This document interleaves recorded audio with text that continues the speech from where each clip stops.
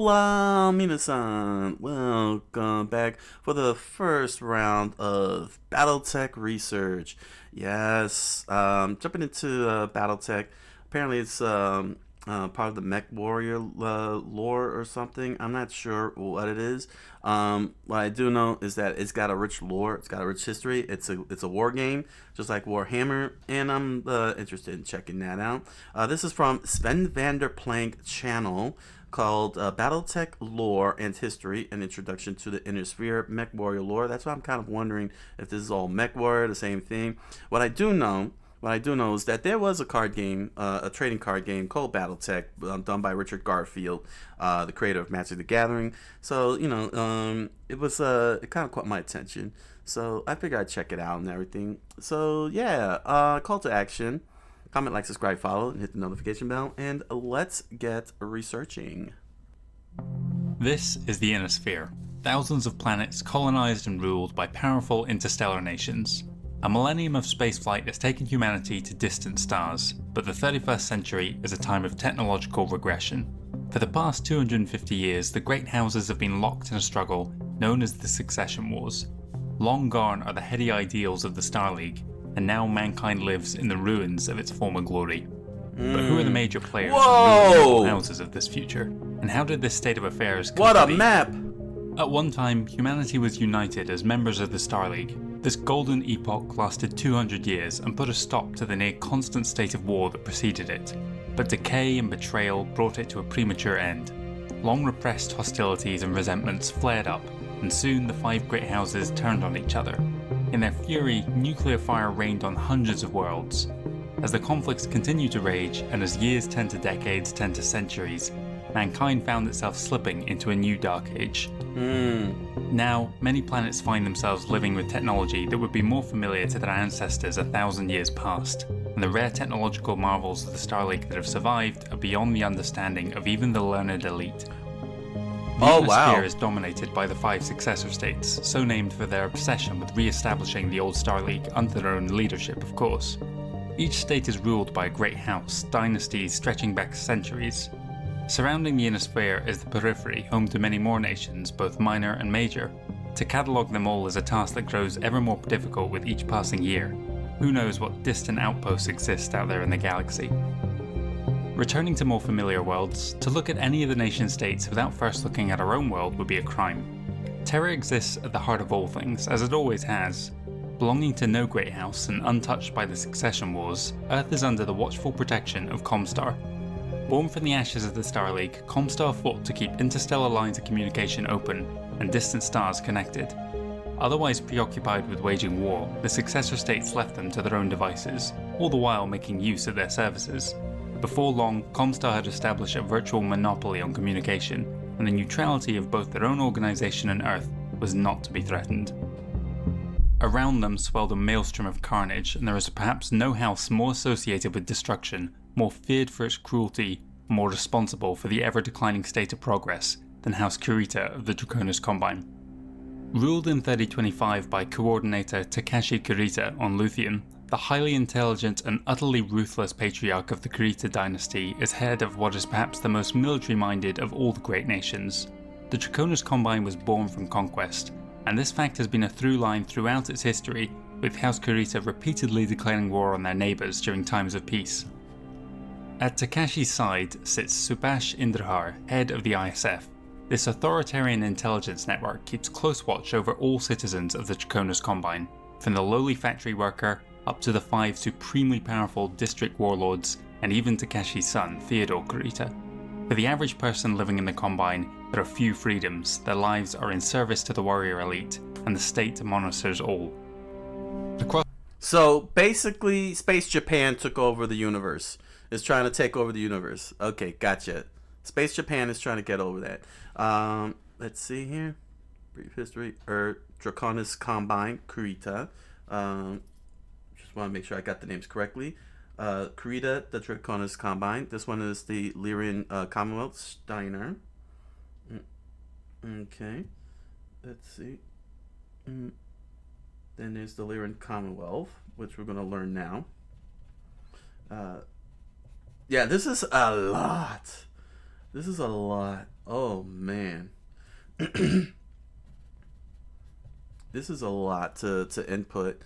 Oh my gosh. And this is so much. Like the map is ridiculously big. This is a star map. I can see why they kept it all simple. Across the border, and also on the Corwood side from Terra, is the Lyran Commonwealth. At its head is Archon Katrina Steiner.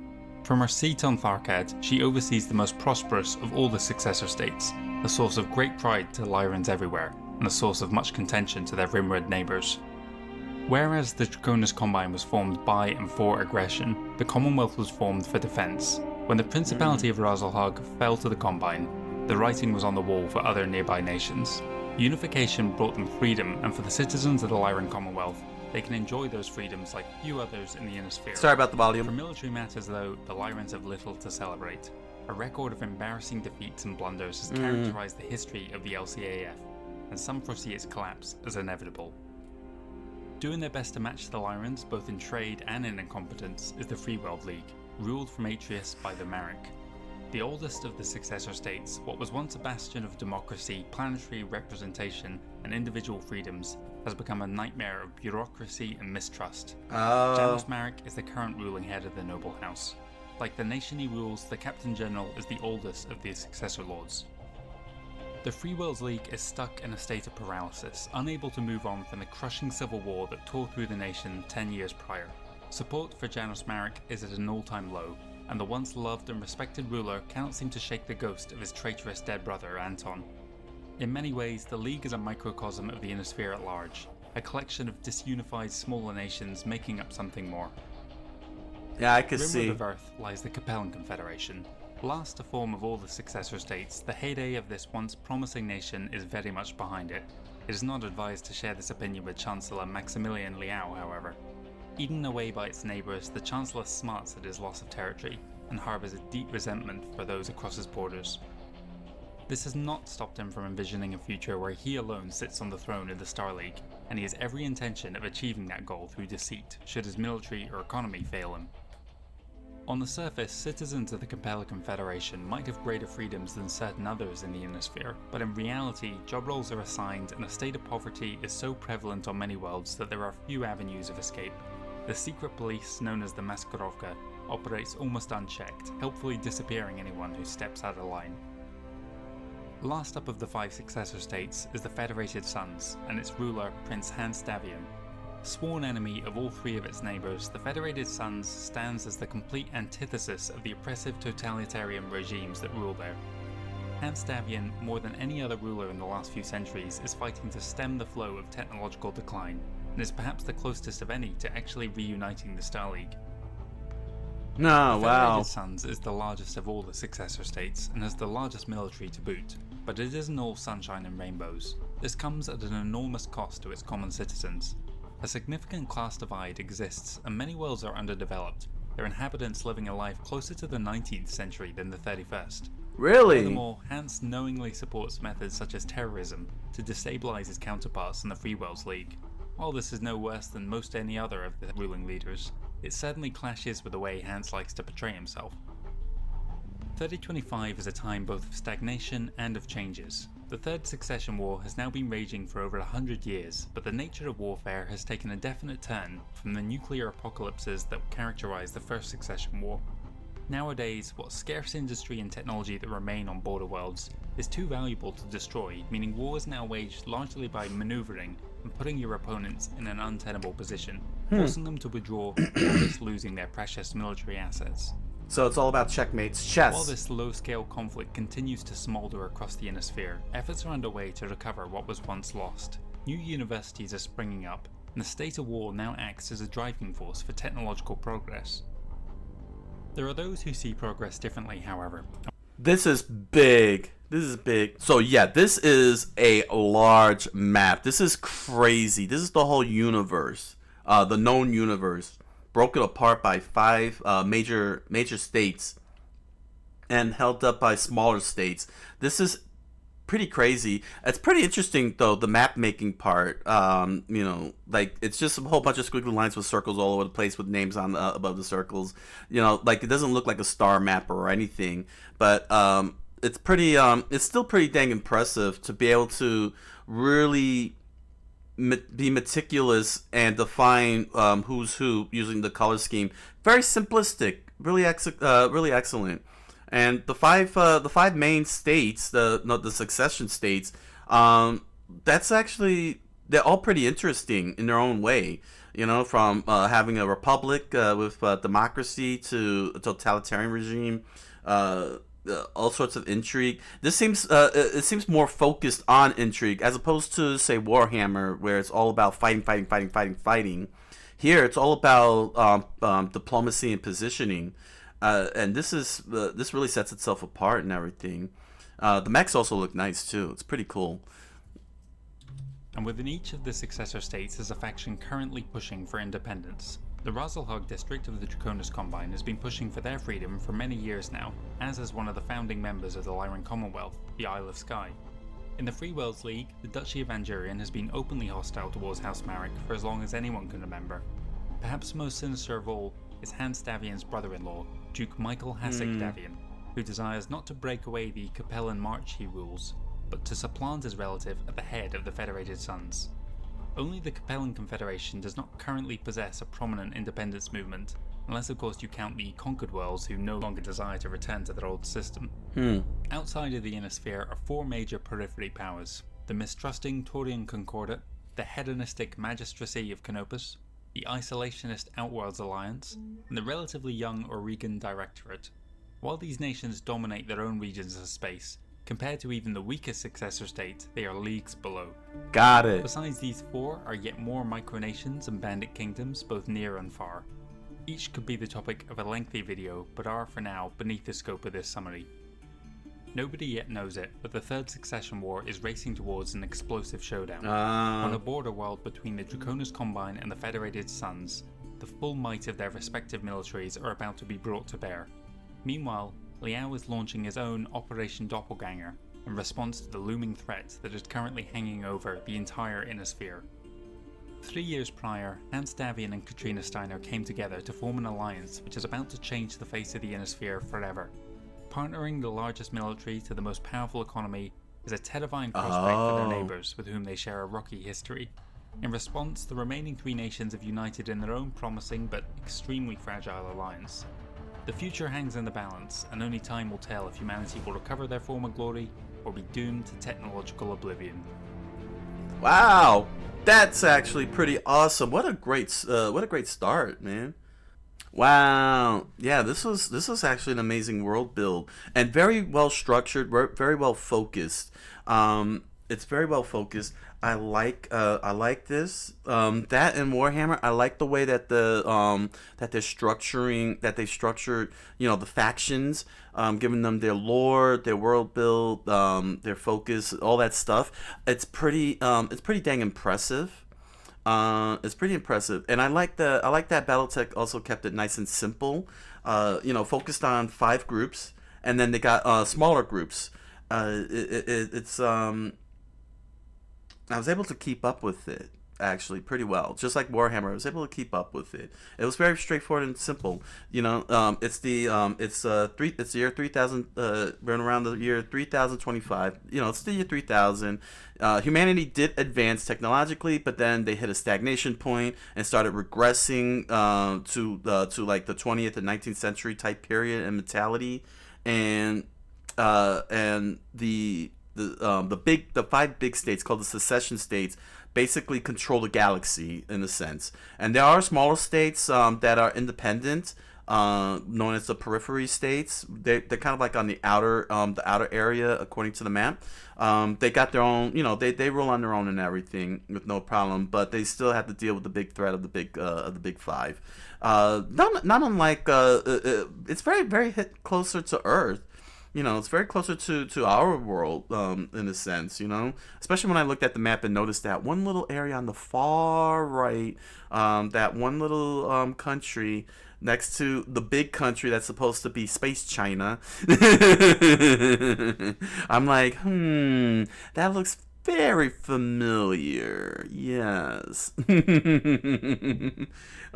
Space Japan, of course, are the ones that's being a little bit more antagonistic with the world than everybody else. Slowly, expanding its borders with conquests and everything. Then there's a big alliance where what's the military one? Oh, I'm sorry, I completely forgot who had the big military. He just said that. Because I know Steiner, the Steiner alliance, will merge and create a big faction. The other three states are like, we're not having this. The other three states are like, we're not having this. Crap. Let me see. This will only take me a few seconds here. Draconis, yes. Was it the Draconis? Let's see here.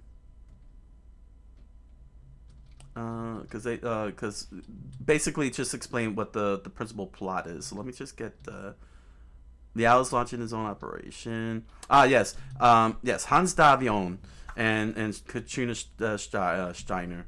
There we go. They wanted to form the alliance. They're the ones that's looking to form the alliance. Sorry about that.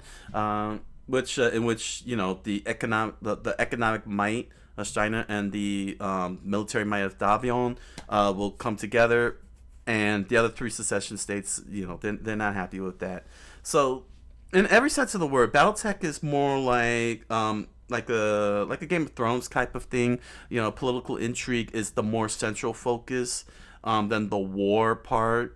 Even though there's these awesome rocking mechs, which I gotta say they're pretty awesome. These giant mechs, I'm assuming that these are the Mechwarriors because I know about the video game Mechwarrior. I know there's a video game called Mechwarrior. I didn't know that was that it is part of BattleTech. If that's the case, I didn't realize that. First of all, great art. This is a great art and freaking scary, man. Very scary. People love mechs, man. Who doesn't love mechs? But nevertheless, the story is very solid. And again, this got my brain clicking for my story, Trucker no Bouken, with these factions, the concept of factions. I'm gonna need to really see what I want to do there. make it really juicy for my own world build. But overall, this was a very good introduction video. I gotta say, very straightforward, to the point. Didn't drag out too long. Got really got the main beats. So I get the whole picture. And I would like to now start exploring the factions more closer and see what they're up to. So this is solid. And definitely a good start for me in BattleTech research. So I'll just have to figure out who I want to begin with. Probably Space Japan. Find out why Space Japan is going crazy the way they are. That's a good start. If there's a better start for me, a more easier start, let me know down in the comments below. So that way I don't, get lost in the whole thing. And I also like the fact that just like in Mechwarrior, there is an Earth as well. And it's the center of the universe as always. Oh, man. I sure would like to know what the human population is, though, because these are all humans, and that map size, gosh, that's insane. That's insane. So, all right. Well done. Thus begins BattleTech research. Head on over to Amazon.com and BarnesandNoble.com and grab yourself a copy of The Impossible Man, a strange fantasy novel written by me. You'll find links to the book down in the description below, along with links to other merch such as pins, stickers, t-shirts, music. Enjoy the products. Thank you for your patronage. And if you happen to pick up a copy of The Impossible Man and did a YouTube video on it, lore research, analysis, whatever, thank you very, very much. I look forward to seeing the videos and hear your take. And if you're interested, you can join me on my live multi-stream every Monday through Thursday, 10 o'clock p.m. Eastern Standard Time on Twitch and Kick, where I do research videos, video gaming, Japanese cultural studies, and so on. I look forward to hanging out with you then. So until the next BattleTech research, thank you all for joining me, and I wish you all a good night, a buenas noches, and oyasuminasai.